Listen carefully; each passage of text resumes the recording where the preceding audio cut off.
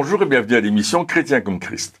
Le thème de notre émission aujourd'hui est la foi et l'amour. Alors Christine, tu as un texte d'emblée dans 1 Corinthiens 13 et on connaît bien ce chapitre 13 1 Corinthiens que tu veux nous lire à partir du verset 2, je pense. On va lire le verset 2 qui nous dit « Et quand j'aurai le don de prophétie, la science de tous les mystères et toute la connaissance, quand j'aurai même toute la foi jusqu'à transporter des montagnes, si je n'ai pas l'amour, je ne suis rien. » Et là, je crois que c'est vraiment important de voir que on peut avoir plein de choses et se vanter d'avoir plein de dons et même d'avoir la foi. Moi, j'ai une grande foi. Mais si on n'a pas l'amour, ça ne sert à rien parce que Dieu est amour. Oui, et surtout ici, lorsqu'il parle de foi, il ne parle pas de n'importe quelle foi. Il parle de foi qui va jusqu'à transporter des montagnes. Et on pourrait comprendre aussi une foi qui ne cesse de transporter des montagnes. Donc c'est vraiment... il est en train de dire la foi suprême, quelque part, vraiment le gars qui n'arrête pas de faire des choses extraordinaires, parce que on sait très bien que la montagne, ça représente aussi l'autorité, les puissances, etc. Donc, ça veut dire une foi qui va vraiment dégager le ciel. Il dit, mais sans l'amour, ça sert à rien. Alors là, on a vu ce qu'était la foi, on en a parlé dans les émissions précédentes, en long et en large, mais l'amour alors, de quoi est-ce qu'il parle lorsqu'il parle d'amour? Parce que c'est un terme qu'on connaît bien, c'est un terme qui est employé à tort et à travers, dans tous les sens, mais c'est quoi vraiment cet amour dont il parle? Le premier texte qui me vient à l'esprit quand on parle de ça, c'est Jean 3,16. « Car Dieu a tant aimé le monde qu'il a donné son Fils unique. » Donc on voit que l'amour, c'est déjà un don. C'est la conséquence de ce que Dieu nous aime. Et c'est vrai que Dieu est amour. C'est un verset formidable d'ailleurs, de savoir que Dieu est amour. C'est l'amour parfait, l'amour complet, l'amour qui remplit tout en tous. C'est cet amour-là dont il est question. La foi, bien sûr, elle vient de Dieu, elle vient de ce que j'ai entendu la parole de Dieu, j'ai cru Dieu, mais l'amour, c'est lorsque nous sommes en Dieu, lorsque nous sommes en lui, nous prenons son caractère, nous sommes imbibés de sa présence, et c'est cet amour-là dont il est question ici, non pas l'amour, je veux dire, comme tu le disais, platonique, qu'on voit aujourd'hui dans tous les domaines, qui est exprimé de toutes sortes de façons. Il y a même une émission qui s'appelle Les Feux de l'amour. Donc, quelque part, il y a vraiment quelque chose là-dedans. Mais c'est pas le bon sens. Dieu a un amour immense, une miséricorde qui est au-dessus de notre miséricorde. Une manière de nous pardonner qui est au-dessus de ce que nous pouvons même imaginer.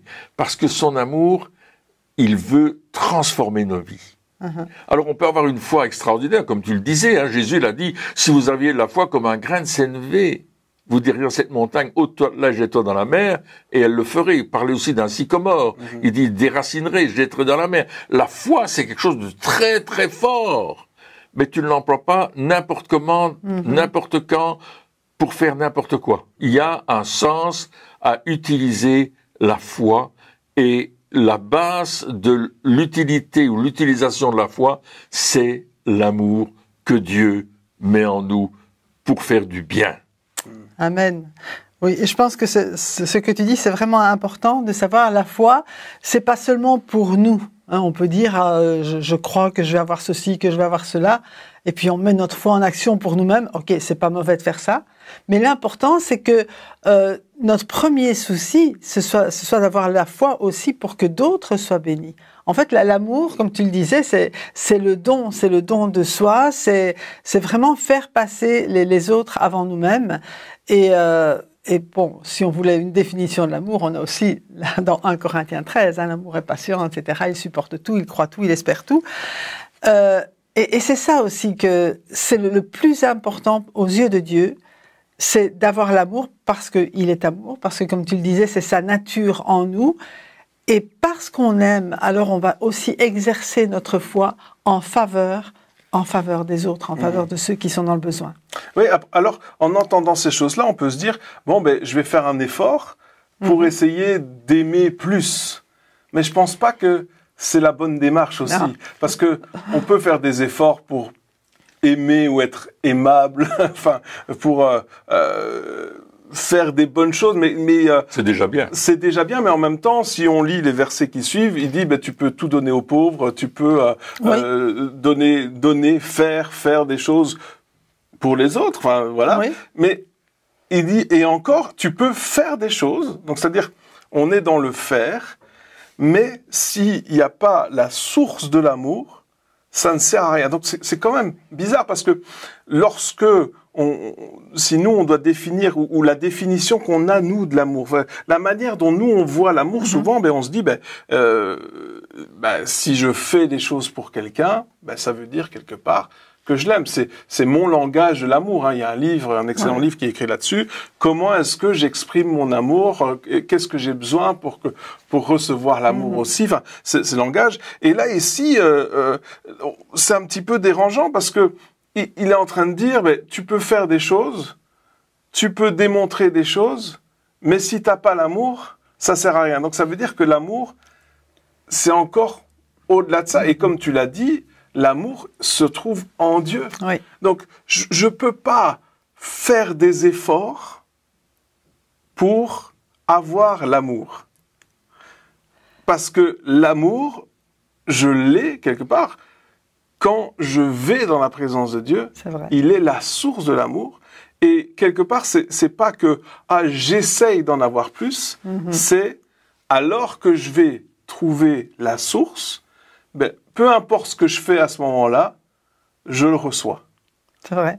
Et là, on est vraiment dans cette idée de l'amour, finalement. Oui, oui. Et c'est vrai, mais alors ce qu'on voit, si tu veux, la foi, elle fait partie des dons de l'esprit. Mais l'amour, c'est un fruit de l'esprit. Alors la source est la même. La source, c'est Dieu, c'est l'esprit de Dieu qui vit en nous. Mais c'est vrai que ce fruit de l'esprit, il va se développer au fur et à mesure de notre relation avec Dieu.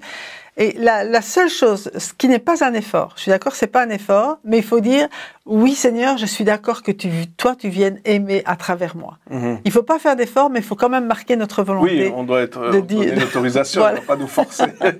De dire Seigneur, je veux vraiment que ce soit ton amour qui passe à travers moi, parce que parfois on voudrait aimer puis on n'y arrive pas, même en faisant des efforts.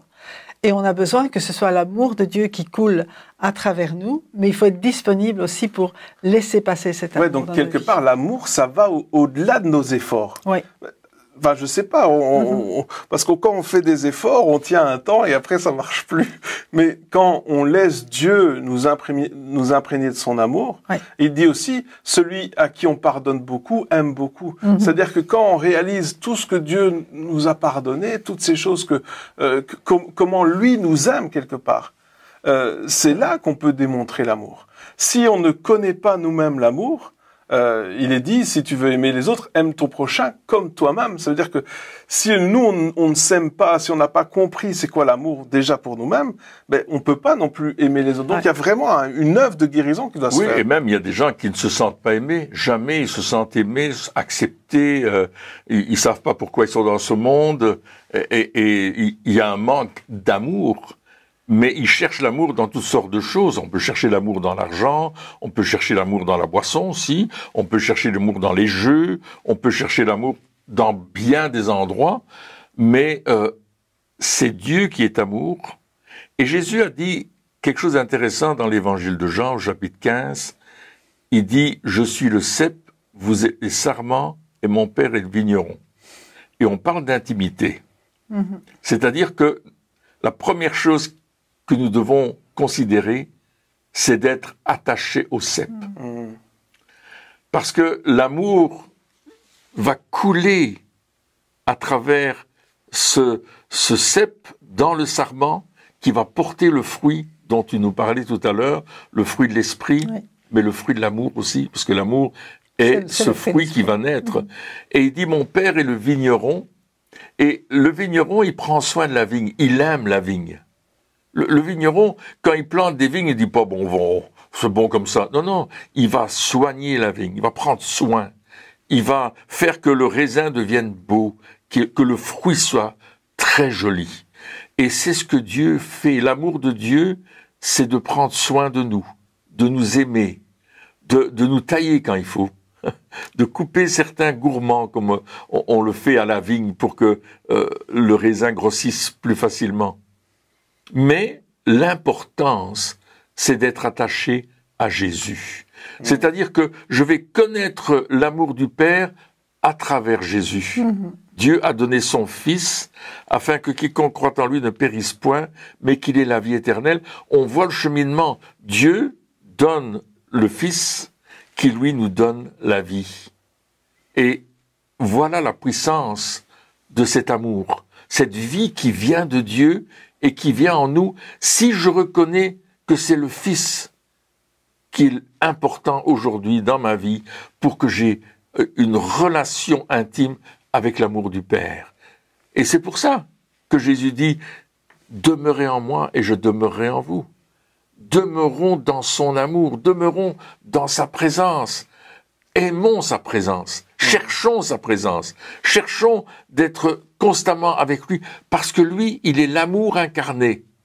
Jésus, c'est l'amour incarné sur notre terre.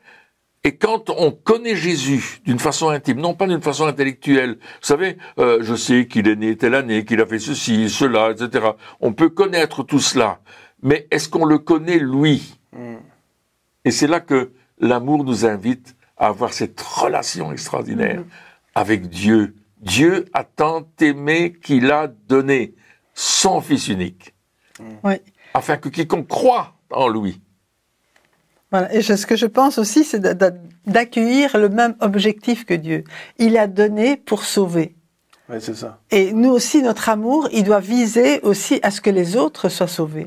Notre foi, elle doit être mise en action pour que d'autres soient sauvés. Il faut vraiment que ce soit cet amour qui cherche le salut, qui cherche non seulement le bien, je veux dire, sur cette terre, mais vraiment le salut de ceux qui nous entourent. Et notre foi, elle va être mise en pratique aussi dans ce sens-là. Ouais, et finalement, la définition de l'amour, je pense, qui est la meilleure, c'est vraiment ça. C'est cet acte, mais qui a pour but la croissance des autres, qui a pour but surtout la vie, la croissance spirituelle, donc le bien des autres, pas juste le bien matériel, quoique c'est important, mais ici on est vraiment en train de parler de notre destinée éternelle, de ce qui va se passer après. Et l'amour véritable, c'est ça finalement. C'est pas juste de faire des choses pour les autres, peut-être pour leur faire plaisir, mais ce qui va leur faire plaisir n'est pas forcément bon pour eux.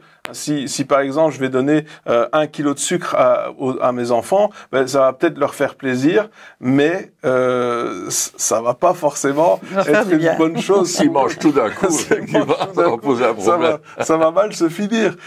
Et c'est ça aussi, c'est cet amour, il fait des choses, mais ici dans Jean 3,16, pour sauver, et dans plein d'autres textes de la Bible, c'est pour qu'il y ait un but, quelque part, il y a une croissance spirituelle. Est-ce que mon but, est-ce que lorsque j'aime, ce que je veux faire, ce que je veux, c'est la croissance de l'autre, quitte à m'effacer moi-même pour que les autres grandissent. Et c'est ça aussi, l'amour finalement, c'est ce don qu'on fait, et c'est pour ça que ça fonctionne aussi avec la foi. Parce que la foi, elle fonctionne avec cet amour. Quand je veux que les autres grandissent, qu'ils prospèrent, etc., eh bien, forcément, je vais pas pouvoir le faire par moi-même. Je vais pas pouvoir voir le succès des autres par moi-même. J'ai des limites. Il y a une limitation. Et là, je vais dire, Seigneur, maintenant, je compte sur toi et je vais mettre ma foi en action pour voir les choses. Et c'est pour ça que lorsque on parle de foi, comme tu le disais, c'est pas juste pour que nous, on puisse grandir, etc., mais c'est pour voir et dire, se mettre avec quelqu'un en disant, tu sais quoi, on va avoir la foi ensemble pour ce sujet, on va avoir la foi ensemble pour voir cette croissance qui va se faire. Et donc, c'est ça aussi. Mais ça vient de l'amour, et l'amour, il vient de notre communion avec Dieu, et on en revient encore et toujours à l'intimité avec Dieu. C'est toujours ça. C'est la base. Oui. Et il y a dans Éphésiens 1,15, il nous dit, c'est pourquoi, moi aussi, ayant entendu parler de votre foi au Seigneur Jésus, et de votre charité pour tous les saints, de votre amour pour tous les saints. Et Jésus disait, mais aimez-vous les uns les autres. Alors, aimez les autres comme vous-même, ok, mais lui, il a été plus loin, il a dit, aimez-vous les uns les autres comme je vous ai aimé. Et là, c'est vraiment l'amour de Jésus qui se déploie, mais il ne peut se déployer que par la foi, il ne peut se déployer que par justement ce qu'on vient de dire jusque maintenant, par cette intimité avec Dieu, par la foi et l'amour de Dieu qui nous sont communiqués par le Saint-Esprit. Mais ça se démontre et ça se voit. J'ai entendu parler de votre foi au Seigneur Jésus, et c'est toujours vraiment l'importance, c'est pas foi en n'importe quoi, et de votre amour pour tous les saints. Et ça, je trouve ça extraordinaire. Et ça fonctionne ensemble. On peut pas dire, ah oui, mais moi je vais être une personne de foi, mais je vais pas aimer. Si on fait ça, eh bien, on va dévier de notre chemin, parce que la foi, elle fonctionne avec l'amour. On voit aussi dans Galates, chapitre 5, verset 6, je pense. Oui, il nous dit car en Jésus-Christ, ni la circoncision, ni l'incirconcision n'a de valeur, mais la foi qui est agissante par l'amour. Là, c'est encore, c'est l'amour qui fait agir la foi. Je vais être... Oui. C'est le moteur, quelque part. C'est le moteur, oui, c'est ça. Oui. Et même dans Éphésiens 5, lorsqu'on parle du mariage, il est dit, Marie, aimez vos femmes comme Christ a aimé l'Église. Et il dit, si vous n'aimez pas votre propre corps, vous ne pourrez pas aimer votre femme. Il y a toute cette relation à un certain moment qui dit, mais oui, je vais aimer comme je m'aime, mais aussi comme je sais que j'ai été aimé par Dieu. Ouais. Et comme Christ a aimé l'Église. Donc, on voit que l'amour, on va le retrouver dans tous les domaines de notre vie. Pas simplement le fait que j'ai la foi pour transporter les montagnes ou pour faire des grandes choses, parce que Jésus nous a promis de faire des grandes choses, mais aussi je vais avoir l'amour dans la vie de tous les jours. Cet amour va être là dans mon quotidien, dans ma famille, avec mon épouse, mes enfants. Je vais les aimer comme Christ a aimé l'Église, et je sais que mon épouse va m'aimer comme Christ l'a aimé elle. C'est cet amour qui se communique. Lorsque l'amour se communique l'un à l'autre, il y a une croissance, il y a une harmonie, il y a une douceur, et comme tu disais très bien, on a entendu parler de leur amour, n'est-ce pas? L'œuvre de votre foi, mais aussi l'amour que vous avez les uns pour les autres. Quand il dit l'amour que vous avez pour tous les saints, il parle des uns et des autres dans l'Église, des gens qui ont reçu Jésus et qui ont été sanctifiés, justifiés par Jésus-Christ et qui sont maintenant saints aux yeux de Dieu à cause de Jésus. Alléluia. Et ça, c'est important de savoir que cet amour nous justifie, cet amour nous purifie, cet amour nous transforme. C'est pas simplement je t'aime, c'est pas du vernis qu'on met sur le bois, c'est quelque chose de profond qui nous implique nous personnellement, qui implique notre vie et qui fait que notre vie, elle est transformée par l'amour. C'est l'amour qui nous a transformés. C'est lorsque nous avons trouvé l'amour en Jésus, waouh, qu'on s'est dit, mais que c'est merveilleux. Ouais, donc quelque part, je pense aussi que c'est important de redéfinir ce qu'est l'amour.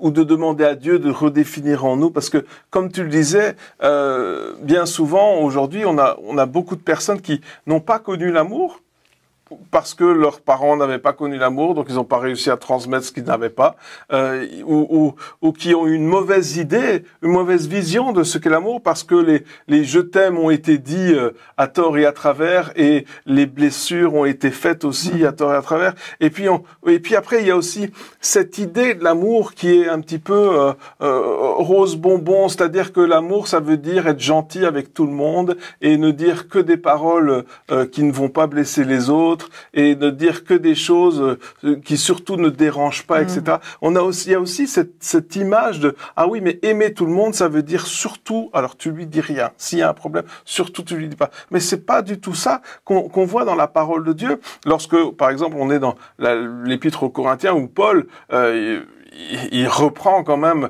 l'Église et il va pas de main morte avec la manière dont il parle, mais il le fait par amour. Lorsque Jésus reprenait les disciples, lorsque Jésus parlait aux autres, et des fois aussi assez brutalement, il faut dire, il le faisait par amour, parce qu'il les aimait et parce que ce qu'il voulait, c'était il puisse grandir et rencontrer Dieu et croître avec lui, etc. Donc, et un parent qui aime son enfant va le reprendre. Si je reprends pas mon enfant quand il fait des bêtises, c'est parce que je l'aime pas, parce que si je ne le reprends pas, ça va le guider dans une mauvaise voie et donc c'est pas bon pour lui. Et donc toutes ces choses-là, toutes ces définitions qu'on a aujourd'hui, toutes ces manières de voir quelque part l'amour qui peut-être est faussée justement par cette idée du monde au fait. Eh bien, on a besoin de dire OK, Seigneur, moi je veux que ma foi soit agissante par l'amour. Je veux que ce soit le moteur de la foi. Mais Seigneur, montre-moi ou fais-moi découvrir, fais-moi vivre, ressentir. Quel est cet amour? De quoi est-ce que tu parles? Ou Seigneur, redéfinis dans mes pensées la définition de l'amour. Montre-moi c'est quoi véritablement ce que toi tu appelles amour. Oui. Et bien sûr, on a des exemples. Jean 3,16, on l'a vu, etc. Mais des fois, c'est dans notre manière de voir, c'est tellement embrouillé que on pourrait se tromper sur ce moteur qu'est l'amour. Oui, mais il y a aussi cette foi aussi qui va recevoir l'amour de Dieu. On en a parlé plusieurs fois. Et parce que j'ai reçu l'amour de Dieu, je n'ai pas peur. Parce que parfois, on peut avoir peur d'aimer, peur d'être déçu, peur d'être trahi quelque part. Je connais, ça existe des personnes qui n'osent plus aimer parce qu'elles ont peur d'être trahies. Mais si ma foi est en Jésus, si ma source est en Jésus par rapport à l'amour, mais je ne vais pas avoir peur d'aimer à fond. Parce que ce ne sera pas mon amour, mais ce sera l'amour de Jésus à travers moi. Et là, je pourrais vraiment... C'est là, je pense, l'important de dire que la foi et l'amour sont liés. La foi en Jésus, ma source est en Jésus. Et parce que je crois en Jésus, je reçois de lui son amour pour aimer les autres comme lui les aime. Ouais. Et c'est important aussi de demander au Seigneur, mais comment tu vois cette personne? Parce que parfois, notre regard aussi, il est... Waouh, il est très... On juge beaucoup, on est brouillé. On le fait pas exprès, mais on le fait quand même. Et puis, il faut vraiment demander au Seigneur d'avoir son regard pour les autres, pour que on puisse les regarder avec ses yeux quelque part. Regarder les autres avec ses yeux et agir en fonction de ce que Jésus nous montre de la personne, justement. Pas seulement ce qu'il nous montre de ce qu'il est maintenant, de ce qu'on peut voir humainement, mais avec ses yeux à lui, de ce qu'il veut que cette personne aussi devienne et comment on peut l'aider à devenir ce que Dieu a comme but pour sa vie. Il y a un texte dans 2 Thessaloniciens 1:3 qui nous parle du progrès dans l'amour.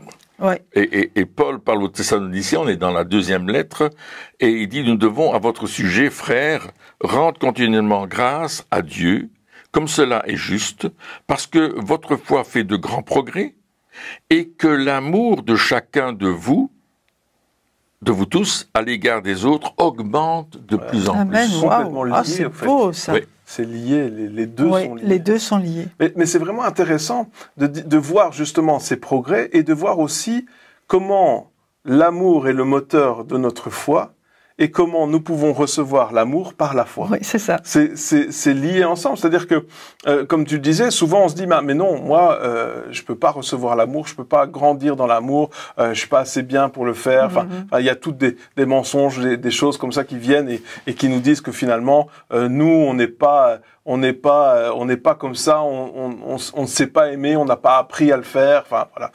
Et en même temps, on dit, mais non, moi je crois que justement, par la foi, je crois ce que Dieu dit, je crois que Dieu, il m'aime, je crois que c'est lui qui déverse ces choses-là en moi, et que même le moins aimable des hommes sur la terre peut devenir une personne pleine de l'amour de Dieu pour les autres. Et on l'a vu. On a vu des personnes complètement transformées. On a vu des personnes où, dès qu'on les approchait, ça grognait dans tous les sens, et que une fois qu'ils ont rencontré Jésus, une fois qu'ils ont été touchés par cet amour de Dieu, c'est devenu les personnes qui démontraient le plus d'amour. C'est vrai. Et donc, c'est pas quelque chose d'impossible. Si c'est ça qui a été perçu ou cru, c'est faux.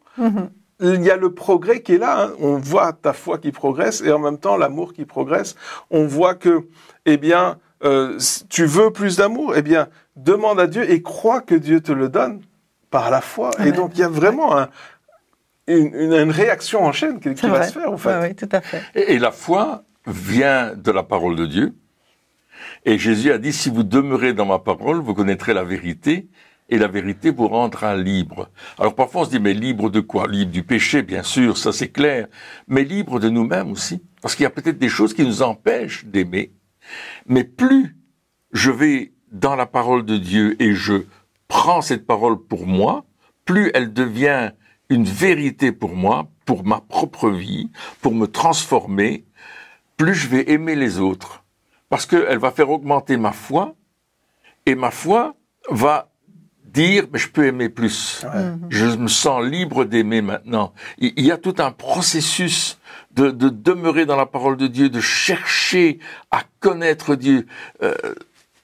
Je me souviens de cet homme, il était venu sous le chapiteau, on faisait de l'évangélisation, il était complètement terminé parce que c'est un alcoolique, il était sale, il pas rasé, sentait mauvais. Et puis on l'a reçu en disant, mais t'es le bienvenu au milieu de nous. Et on va prier avec toi, on va prier pour toi. Et là, cet homme a commencé à pleurer. Et il a commencé à pleurer et il a dit, mais moi je veux recevoir Jésus, comment je dois faire? Et ce soir-là, il a reçu Jésus. Le lendemain, il est revenu. Mais on l'a pas reconnu. Il s'était rasé. Il avait coupé ses cheveux. Il était propre. Il avait mis un costume, une cravate. C'est vrai.